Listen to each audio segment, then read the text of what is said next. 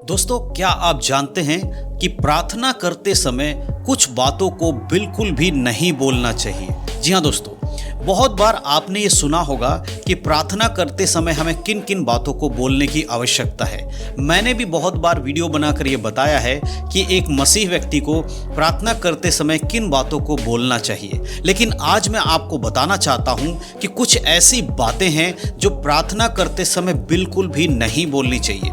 लेकिन बहुत सारे मसीह भाई बहन लोग इस बात को नहीं जानते हैं और अनजाने में ही वो प्रार्थना करते हुए इन कामों को कर देते हैं या इन शब्दों का इस्तेमाल कर देते हैं जो बाइबल के अनुसार बिल्कुल भी सही नहीं है। आज मैं आपको 3 ऐसी बातें बताने जा रहा हूं जो कि कभी भी प्रार्थना करते समय आपको नहीं बोलना है या परमेश्वर से उस बात को नहीं कहना है। अगर आप ये 3 बातों को प्रार्थना करते समय बोलते हैं या परमेश्वर के समीप में रखते हैं तो आपकी प्रार्थना कभी भी सुनी नहीं जाएगी और ना ही परमेश्वर से आपको कोई उत्तर मिलेगा। इसीलिए बहुत ध्यान से आज के इस वीडियो को देखिएगा, क्योंकि ये 3 बातों को आपके लिए जानना बहुत ही ज़्यादा ज़रूरी है। हो सकता है कि आपको ये बातें बिल्कुल भी ना पता हो, किसी ने आपको नहीं बताया होगा। आपको बहुत सारे लोगों ने प्रार्थना करने के बारे में बताया होगा कि आपको ये बोलना है प्रार्थना करते समय, वो बोलना है प्रार्थना करते समय। लेकिन आज मैं आपको बताने वाला हूं कि कौन सी बातें आपको प्रार्थना करते समय बिल्कुल भी नहीं बोलना है, भूल कर भी इन बातों को इस्तेमाल नहीं करना है प्रार्थना करते समय। तो इस वीडियो को बड़े ध्यान से देखिएगा। तो चलिए दोस्तों, ज़्यादा देर नहीं करते, आज की इस वीडियो को हम सब मिलकर शुरू करते हैं। तो दोस्तों, जैसे कि मैंने वीडियो की शुरुआत में ही आपको बता दिया कि आज मैं आपको प्रार्थना करने के बारे में नहीं, परंतु प्रार्थना करते समय 3 बातों को नहीं बोलना है उसके बारे में बताने वाला हूं। अगर आप एक विश्वासी हैं, प्रभु यीशु मसीह पर विश्वास करते हैं, तो जाहिर है कि आप प्रार्थना भी करते होंगे और आप प्रार्थना में बहुत सारी चीज़ों को परमेश्वर से मांगते होंगे। आप अपने घर के लिए, अपने परिवार के लिए, अपने बच्चों के लिए, अपने कलीसिया के लिए, अपने आसपास के लोगों के लिए, या बहुत सारे विषय होंगे जिनको लेकर आप प्रार्थना में परमेश्वर से कुछ मांगते होंगे। लेकिन आज मैं आपको बताने वाला हूं कि कुछ ऐसी चीज़ें जो कभी भी परमेश्वर के सामने आपको नहीं बोलना है और नहीं कभी उसको परमेश्वर से मांगना है और ना ही उसको अपने मन में भी विचार करना है। इसीलिए उन 3 बातों को जानना आपके लिए बहुत ज़रूरी है, क्योंकि बाइबल के अनुसार चीज़ों को हमारे जीवन में होना बहुत ज़रूरी है। सबसे पहले मैं आप सभी के लिए एक वचन पढ़ना चाहता हूं, तब आप और अच्छे से समझ पाएंगे। हम पढ़ेंगे मत्ती रचित सुसमाचार की किताब, उसका 22 अध्याय, उसके वचन 37 से 39 तक। यहाँ पर कुछ बातें हैं जिन्हें समझना बहुत ज़रूरी है। यहाँ पर इस प्रकार लिखा है, उसने उनसे कहा, तू परमेश्वर अपने प्रभु से अपने सारे मन और अपने सारे प्राण और अपनी सारी बुद्धि के साथ प्रेम रख।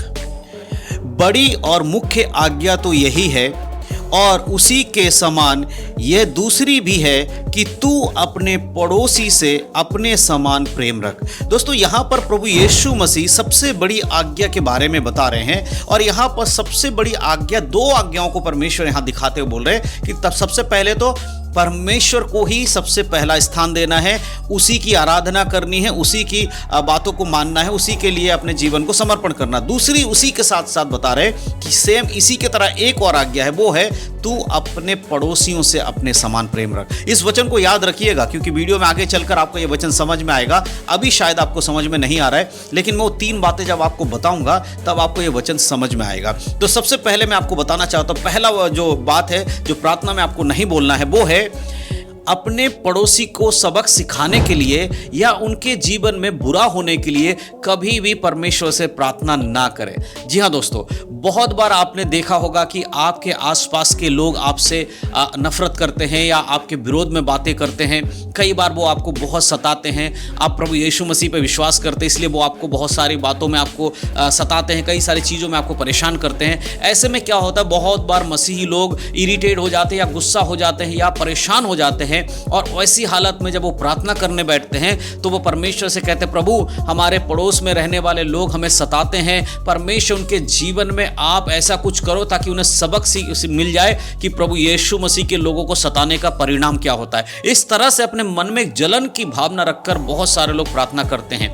अगर आप भी इस प्रकार का प्रार्थना करते हैं, अगर आप अपने प्रार्थना में इन शब्दों का इस्तेमाल करते हैं कि आपके पड़ोसी को सबक सिखाए, परमेश्वर उनके जीवन में कुछ ऐसा करे जिससे कि उनके जीवन में सबक आए कि यीशु मसीह के साथ खड़े रहने वाले लोगों को सताने का परिणाम क्या होता है। मेरे प्रियो, देखिए एक चीज आपको समझा देता हूं मैं, तब आप समझ पाएंगे। जैसे कि आपने वचन में पढ़ा, तू अपने समान अपने पड़ोसी से प्रेम रख। तो सोचिए, जब आपका शरीर कोई पाप करता है या आपके हाथ से कोई पाप हो जाता है, तो क्या आप अपने हाथ को चोट पहुंचाते हैं या आप अपने हाथ को काट के फेंकते हैं या उसको दर्द देते हैं? नहीं, आप अपने पाप के लिए, उस हाथ से जो पाप किया उसके लिए आप परमेश्वर से क्षमा मांगते हैं और प्रभु से कहते हैं, परमेश्वर मुझे माफ कर दिया, दोबारा ऐसा नहीं होगा। उसी प्रकार से जब आपका पड़ोसी आपके जीवन में दुख दे, दर्द दे, तो आपका प्रार्थना ये नहीं होना चाहिए कि उनको सबक सिखा परमेश्वर, परंतु ये होना चाहिए, हे परमेश्वर वो नादान है, उन्हें सच्चाई नहीं पता, आप उनके जीवन में अपने नाम को भेजिए, आप उनके जीवन में कुछ ऐसा कीजिए जिससे कि वो यीशु मसीह को जान सके और हम सब मिलकर आपकी आराधना कर सके। इस प्रकार से उनके लिए प्रार्थना कीजिए। जैसे आप अपने शरीर के लिए प्रार्थना करते हैं, वैसे आपको अपने पड़ोसियों के लिए प्रार्थना करना है। यही बात मैं आपको बताना चाहता हूं। लेकिन बहुत बार लोग प्रार्थना करते समय गलत तरीके से बोलते हैं, परमेश्वर उनको सबक सिखाना, परमेश्वर उनके जीवन में कुछ ऐसा हो जाए जिससे कि उन्हें पता चल जाए कि यीशु मसीह के लोगों को सताने का मतलब क्या होता है। आज दुनिया में यही तो हो रहा है। लाठी लेकर कोई आता है तो हम भी लाठी लेकर चल के उसके सामना करेंगे। मसीह लोग भी आजकल लाठी लेकर खड़े हो जाने की बात करते हैं। तो इससे बाहर आना, तो जो पहला बात यही है कि अपने पड़ोसियों के लिए, उनके बुरा करने के लिए कभी भी प्रार्थना ना करें, उनकी भलाई के लिए प्रार्थना करें। अब हम बात करेंगे दूसरे जो बात है जो प्रार्थना में कभी भी नहीं करना चाहिए, वो है अन्य भाषा को कॉपी करके नहीं प्रार्थना करना है। जी हाँ दोस्तों, बहुत बार बहुत सारे मसीह लोग मुझे कमेंट करते हैं, ब्रदर हमें अन्य भाषाओं का वरदान कैसे मिलेगा? मैं उन्हें बताता हूं कि बाइबल के अनुसार अन्य भाषा का वरदान परमेश्वर की ओर से मिलता है और प्रभु जिसे चाहते हैं उसे दे देते हैं। कुरिन्थियों की पत्री में हम पढ़ सकते हैं। लेकिन कई बार लोग क्या करते हैं, जब कोई पास्टर अन्य भाषा बोलते हैं या कोई प्रॉफिट है, कहीं यूट्यूब पे देख लेते हैं या चर्च में देख लेते हैं, उसके बाद वो जब अपने प्रार्थना करने जाते हैं तो वो उन्होंने जिस तरह बोला है उसको रट लेते हैं या याद कर लेते हैं और वो अपने प्रार्थना में उन्हीं शब्दों को दोहराना शुरू करते, बार बार उन्हीं को बोलने लगते हैं। और फिर बाद में 2-4 दिन बाद उन्हें लगता है, जब वो रट लेते पूरी तरह उनको याद हो जाता है, तो उन्हें लगता है कि हम अन्य भाषा में बात कर रहे हैं। और प्रार्थना में फिर जो बातें होती हैं, जो नॉर्मल हिंदी इंग्लिश में जैसे भी आप प्रार्थना करते हैं, उन भाषाओं को छोड़कर वो कॉपी की हुई अन्य भाषाओं में प्रार्थना करते हैं, जिसका कोई मतलब नहीं है, कुछ नहीं पता होता ना आपको और ना ही सुनने वाले को। इसीलिए कभी भी कॉपी करके अन्य भाषा में प्रार्थना ना करें, परंतु प्रभु से प्रार्थना इस बात के लिए करें कि परमेश्वर आपको अन्य भाषा का वरदान दे, ताकि आप जो प्रभु आपको देता उस भाषा में आप प्रार्थना कर सको। तो ध्यान रखिएगा। दूसरी बात, प्रार्थना में कभी भी दूसरे को सुनकर अन्य भाषा को कॉपी करके मत प्रार्थना करिए। परमेश्वर से अन्य भाषा मांगिए, प्रभु आपको देंगे, उसके बाद आप दिन भर अन्य भाषा में प्रार्थना करिए। हालेलुया। अब हम बात करेंगे तीसरे सबसे इंपॉर्टेंट बात जिसको हमें समझना होगा, जो प्रार्थना में नहीं बोलना है, वो है झूठा वायदा ना करें। जी हाँ दोस्तों, कई बार लोग परमेश्वर को खुश करने की कोशिश करते हैं। जी हम सब ने जिन्होंने यीशु मसीह को ग्रहण किया, हम सब अन्य जाति से आए हैं। आज हम यीशु मसीह को जानते हैं, लेकिन पहले हम किसी और की आराधना करते थे, किसी और को पूजा करते थे। तो हमारे लिए एक नियम था कि हम उसको खुश करने के लिए कुछ चढ़ावा चढ़ाते थे या कुछ वायदे करते थे कि अगर मेरे जीवन में ऐसा होगा तो मैं इतने रुपए का ये दूंगा, मैं इतने रुपए का ये चढ़ा दूंगा। इस तरह का हम लोग पहले करते थे। वही स्वभाव कई बार मसीह लोगों के जीवन में रहता है, और जब वो परमेश्वर के पास आते हैं तो वो आप कोई चढ़ावा चढ़ाने की बात नहीं करते हैं, लेकिन बोलते हैं, प्रभु अगर मेरे जीवन में आपने ऐसा कर दिया तो मैं क्या कहते हैं 21 दिन का उपवास रख लूंगा। प्रभु अगर आपने मेरे जीवन में ऐसा कर दिया तो मैं फलाने कर दूंगा, ये कर दूंगा। इस तरह से प्रभु को खुश करने के लिए कुछ ऐसी बातों को बोल देते हैं जिन्हें वो कभी करते नहीं है, लेकिन वो सोचते हैं ऐसा बोलने से परमेश्वर हमारी सुन लेगा।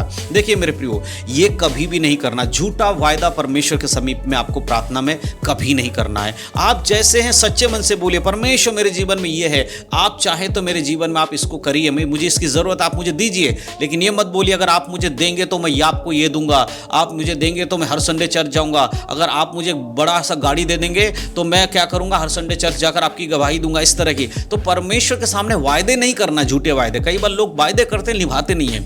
और अगर आप वायदा कर रहे हैं तो उसको आपको निभाना पड़ेगा, तभी आप वायदा कीजिए जब आप उसको निभा सकते हैं, अन्यथा वायदा नहीं करना है। तो ये 3 बातें हैं जो प्रार्थना में बिल्कुल भी भूल कर भी नहीं करना है। पहली बात, अपने पड़ोसियों की बुराई के लिए, उनको सताने के लिए प्रार्थना नहीं करना है। दूसरी बात, किसी की बोली हुई अन्य भाषा को कॉपी करके खुद को अन्य भाषा समझकर ऐसे बोलकर प्रार्थना नहीं करना है। तीसरा, झूठा वायदा प्रार्थना में बिल्कुल भी नहीं करना है। तो ये 3 बातें हर विश्वासी को जानना चाहिए, हर मसीह को जानना चाहिए कि प्रार्थना करते समय हमें इन तीनों को नहीं बोलना है। इन चीज़ को आपको समझना होगा। अगर ये वीडियो आपको अच्छा लगा हो तो ज़रूर आप इस वीडियो को शेयर करिएगा, क्योंकि बहुत सारे ऐसे मसीह भाई बहन लोग होते हैं जिनको सही रीति से प्रार्थना करना नहीं आता है।